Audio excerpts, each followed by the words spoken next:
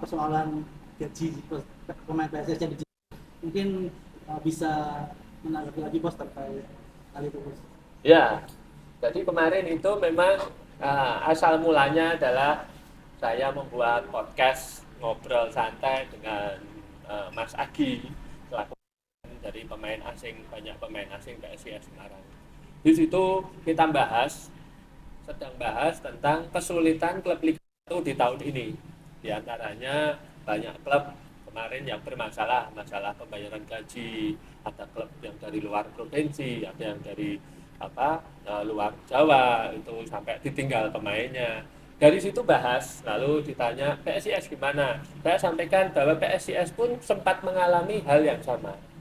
Karena sekarang perekonomian sedang sulit, sepak bola sedang turun karena kemarin ada COVID, kanjuruan, dan lain sebagainya. Sehingga sponsorship berkurang, pendapatan tiket juga berkurang. Bagaimana PSIS menyiasati ini yaitu dengan cara kita mencicil gaji. Tapi kita tidak terlambat 1 bulan, 2 bulan gitu enggak. Kita mencicil gaji dalam sebulan. Kenapa begitu? Karena keuangan kita sudah over budget.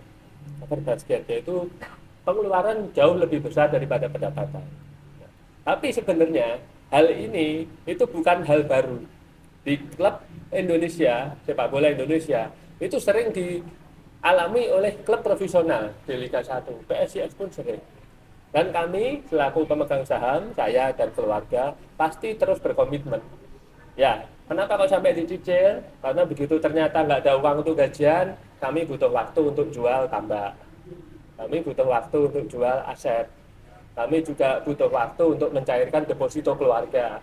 Nah, kami punya komitmen itu untuk menyelesaikan semua kewajiban. Sebenarnya nggak ada masalah, mestinya tidak perlu menjadi masalah karena di PSIS ini ekonominya, finansialnya cukup kuat. Hanya rescheduling saja. Jadi sebenarnya nggak ada masalah gitu. Tapi ya namanya juga hak pemain memang harusnya diselesaikan sesuai tanggal. Jadi kita kesepakatan karena yang dicicil ini kan sebenarnya tidak semua pemain juga, hanya pemain-pemain tertentu yang gajinya memang sangat besar begitu. Tapi pertama biasanya kita cicil itu sudah memenuhi untuk biaya hidup dia dalam 1 bulan. Jadi kekurangannya dicicil nanti tidak ada masalah. Karena hampir semua pemain PSIS ini mengerti situasinya karena kita juga terbuka dengan mereka. Lihat nih penonton sepi, aduh nggak gajian nih, telat ini, mereka tahu, aduh penonton sepi, waduh harusnya telat ini, ya kira-kira begitu. Nah, alhamdulillah masih kondusif dan kita tetap target juara. Sebenarnya situasi ini tidak hanya terjadi di Indonesia, di luar negeri pun sama, di Indonesia pun sama. Banyak klub yang harus melepas pemain andalannya untuk menyesuaikan finansial ini. Bahkan sekelas klub besar seperti JDT di Malaysia, itu juga dia harus melepas beberapa pemainnya karena penonton sepi, pendapatan lagi turun, untuk menyesuaikan finansial supaya klub ini siap. Dan alhamdulillah kalau di PSIS ini nggak sampai kita harus menjual andalan.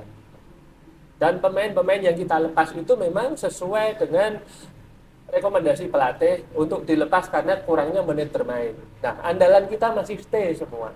Bahkan yang paling dicintai masyarakat, Gali Varietas masih ada di sini, nggak sampai kita lepas. Kalau kita sampai kehabisan duit, benar-benar pasti akan kita lepas. Gitu. Nyatanya kan nggak, kita masih mampu untuk mempertahankan semua pemain andalan.